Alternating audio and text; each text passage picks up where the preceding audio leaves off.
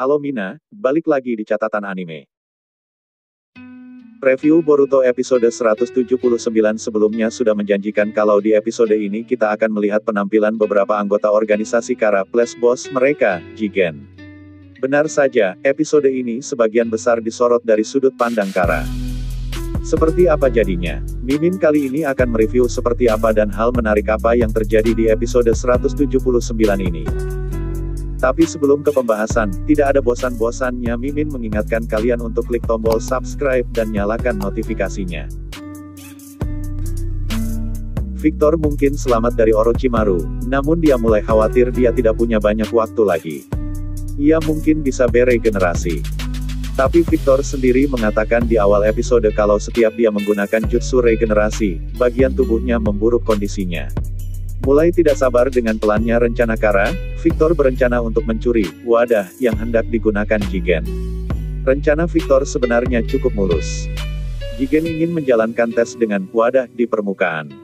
Namun menggerakkan wadah tanpa membangkitkan kecurigaan shinobi akan sulit.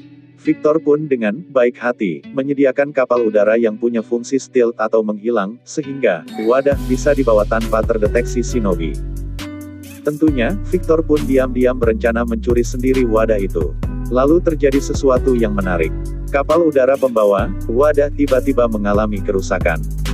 Rencana Victor yang tadinya mulus berantakan di akhir episode, ketika mendadak kapal udara pembawa wadah mengalami kerusakan.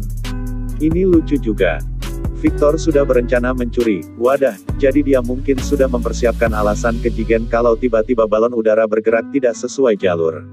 Namun sekarang, di luar antisipasinya, balon itu malah meledak karena masalah lain. Sudah begitu. Tampaknya kapal itu pun jatuhnya masih di wilayah Konoha. Ninja Konoha bisa terlibat nih, sesuai dengan manganya, kapal udara tersebut memang terjatuh di wilayah Konoha. Dan tentu saja Kawaki akan ditemukan di sana nantinya. Lalu, kita akhirnya melihat penampilan penuh Jigen di episode ini. Dia tidak mengenakan jubah bertudung seperti biasa. Selain Jigen, kita pun diperlihatkan Delta. Wanita berambut kuning ini agresif dan kuat juga. Dia mengatakan sendiri dia membenci banyak anggota kelompoknya, terutama Amado. Dia juga menyebabkan kehancuran dengan alasan remeh. Sepertinya ini memang sifat asli Delta, bahkan di manga, dia menghancurkan meja makan Jigen untuk melampiaskan kekesalannya karena kalah dengan Naruto. Tapi anggota Kara yang paling disorot selain Victor justru adalah Amado, si ilmuwan jenius. Amado di episode ini direpotkan oleh anggota lain. Mulai dari harus menangani masalah kesehatan Victor, meladeni omelan Delta, kemudian menanggapi rencana Jigen untuk melakukan tes dengan wadah. Dan di episode ini, adegan para inner Kara telah mendapat backsong yang epik dan terkesan horor misterius. Kemudian Boruto di episode ini dapat sedikit sorotan. Tapi, setidaknya Boruto selaku tokoh utama pun masih dapat sorotan di Boruto episode 179 ini. Boruto dan teman-temannya akhirnya mendapat penghargaan dari Hokage atas aksi mereka di negara lembah. Lucunya, Mitsuki lalu mengatakan ini pertama kalinya tim 7 dapat penghargaan. Tim yang satu ini soalnya memang lebih sering terlibat masalah. Masih ingat saat mereka semua sebenarnya nyaris kehilangan status ninja di akhir alur menghilangnya Mitsuki, dan bisa dibilang diselamatkan oleh Kurotsuchi. Di alur seperti Kirigakure juga tim 7 beraksi dengan dalih menangani perkelahian anak-anak.